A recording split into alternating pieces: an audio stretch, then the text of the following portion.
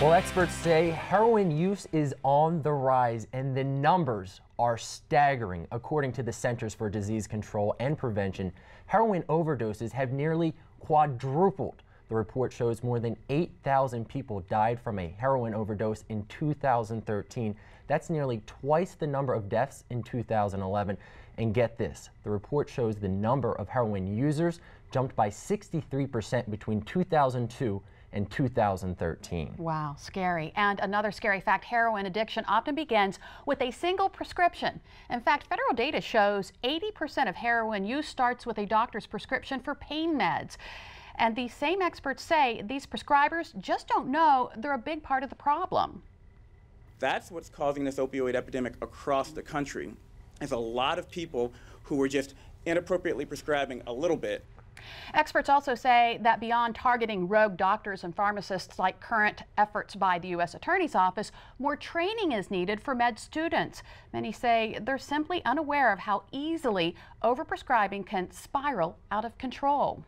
Wow. Well, you may remember when we had Jesse and Sarah McCoy on the show back in July. They shared their story of addiction, one that started with prescription painkillers. They say there were lows and then lower lows. But for them, faith was a huge part of the recovery process. Yeah, that is so great. We had such a huge response to the McCoys joining us on the program. It's so important for those going through it to know that it's possible to come out on the other side. So joining us today to share her story is Teresa Huffines, a social worker and a mother of a recovering addict, Jacob. Teresa, thanks for joining us this afternoon. So before we get started, we just talked about Sarah and Jesse McCoy and their journey to recovery, and you actually know Sarah quite well, is that right? Yes. Yes, I met Sarah through a focus group that we had through the Wicomico County Health Department, and she has just been instrumental in reaching out to others and joining our cause. Yeah. So tell me a little bit about your son, Jacob. Jacob is 26, and he is a recovering addict, and he is currently incarcerated. Did you see any signs, any early warning signs that he... I did.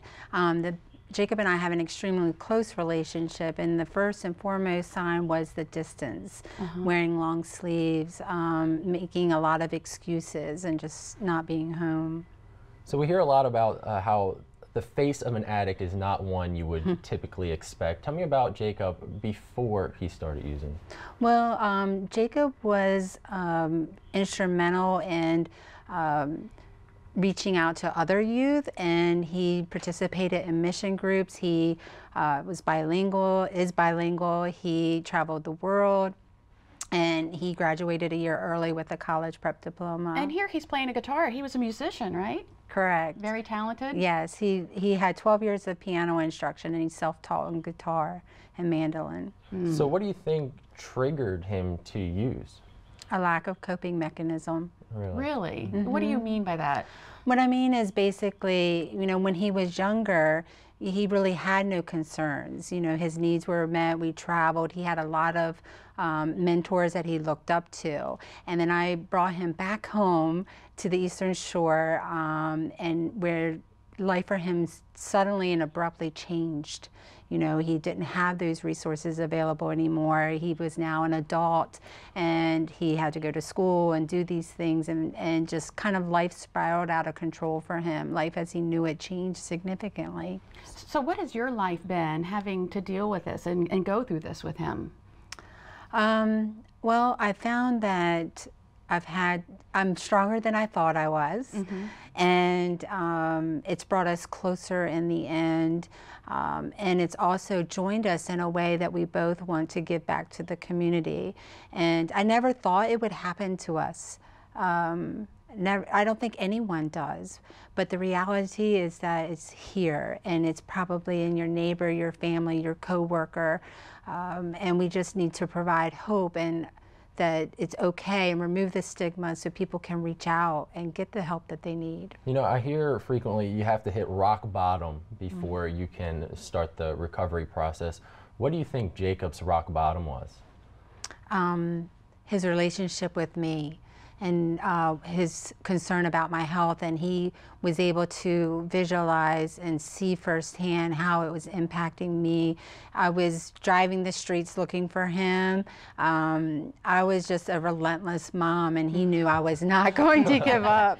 And Jacob was so serious about all of this. He wrote a letter to the Lieutenant Governor, and in it he said any active addict is aware of the negative effects of their drug of choice. However, this knowledge does not deter them from using. One does not need to be clairvoyant to know drugs are bad. Instead, let's educate our community as to how to progressively help one in addiction. Now, Teresa, when you hear that, those words from your son, what do you think? I'm inspired by those words, and I'm not surprised, because intellectually, you know, he can see where the need is. He has that firsthand experience, and so I'm proud of him. I'm proud, and I think it's important to say that there's a difference in unconditional love and enabling, and there's a difference in providing tough love and boundaries. And so seeing where maybe I could have done things different as a parent, where I can reach out now and have my son side by side in efforts to make a difference in this community, just makes me very proud. All right, so that brings us to this next event that we're going to be talking about. You're going to stay with us and talk about it when we get back. We'll hear about a program on Delmarva aiming to help those who are battling addiction and feel as if they have nowhere to go. Delmarva Life, we'll be right back.